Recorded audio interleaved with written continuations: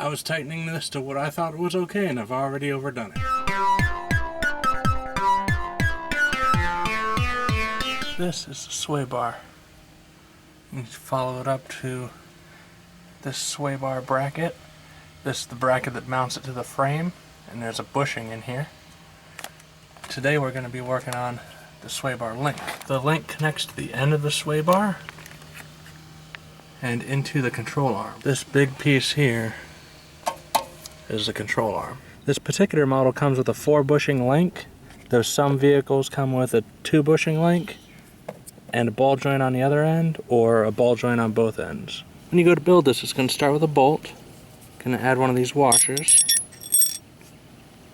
Then you grab the bushing, push the bushing into the washer. Now I'll show you the problem this car is having. This is not supposed to wobble around like that. What's going on is the bushings are completely gone up top.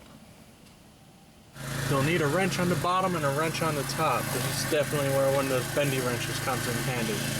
Once the top bolt's off, you just gotta pull it out.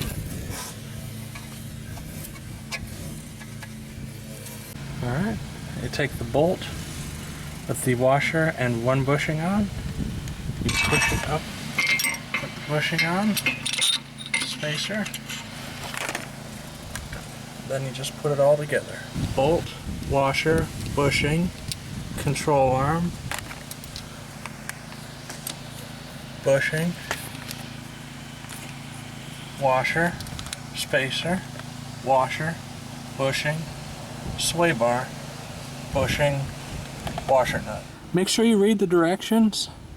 It is possible to over tighten these, whether they're polyurethane or rubber. For example, this particular one will say once you tighten it, there should be 2 to 3 threads exposed above the nut, like here. I was tightening this to what I thought was okay, and I've already overdone it. Now, I've put the nut up there, so the bolt is down here. And some of you might think that putting the nut down here is going to be easier, and it might be the first time. But when you put the nut down here, the threads are exposed downwards, and that is open to all the stuff that's coming by the car. So they'll get at least dirt in there. A less ideal scenario is something actually hits the threads and damages them. And if by some chance you have to pull this thing off for warranty or something, you'll have to get that nut off that damaged thread, and that's going to be a pain.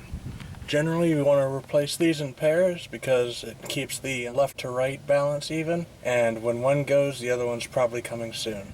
So here's what's left of the old stuff. This is what the bushing that held together looked like. The other side, it's almost completely gone. Alright, we've finished up both sides.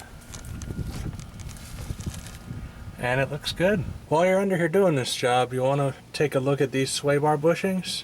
And this is all dry rotted and it's falling apart. Definitely want to replace these soon.